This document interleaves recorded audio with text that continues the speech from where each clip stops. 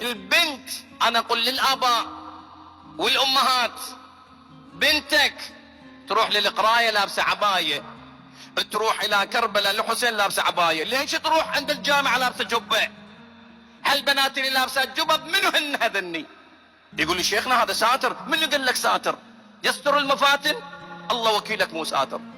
لما تصعد دراج وتنزل من سياره وتركب سياره وتتحرك ساتر؟ مو ساتر. ليس هنالك استر من العباءه الزينبيه، عباءه الراس. انا العتب على الاباء، العتب على الامهات بالذات. شجوا من فاطمه الزهراء، هذه تربيه؟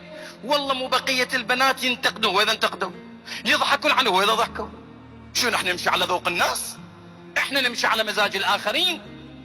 انا اؤسس مدرسه، انا انتمي الى معسكر مقدس اسمه الحسين، اسم الحجه ابن الحسن، هذا بصفات.